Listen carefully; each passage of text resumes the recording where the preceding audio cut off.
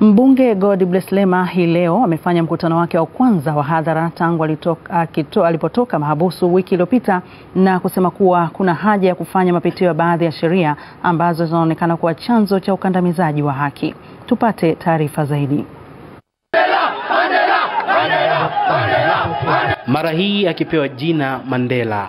Umethibitisha jinsi ambavyo mlikuwa mmenikumbuka. Akitubia wananchi waliojitokeza katika viwanja hivi vya Ngarenaro hapa jijini Arusha, Mbunge Godbless Lema kwa sehemu kubwa amezungumzia yale aliyoyaona akiwa mahabusu.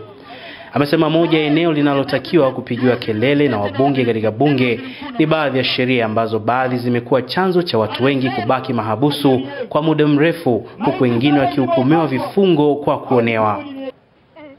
Lakini mtu aliyebaka na kunajisi mtoto tu ambaye adhabu yake ni maisha, kufungwa maisha, kosa lake lina dhamana. Mtu mwenye kesi ya fedha ambaye adhabu yake ni miaka 4 jela, amekaa mahabusu bila dhamana kwa miaka 6, anaanza mwaka wa 7. Hizo sheria tumetunga wabunge. Pia akazungumzia mwenendo wa kisiasa nchini ambapo amesema hali inayoendelea ikiwemo kupigwa marufuku kwa baadhi ya shughuli za kisiasa kwa vyama inarudisha nyuma ukuaji wa demokrasia nchini, na kusema kuwa kama mwakilishi wa wananchi ataendelea kusema hatutaki kumchezea rais, tunamheshimu, ila hatutamwogopa rais kupigania haki na ukweli. Never. Never.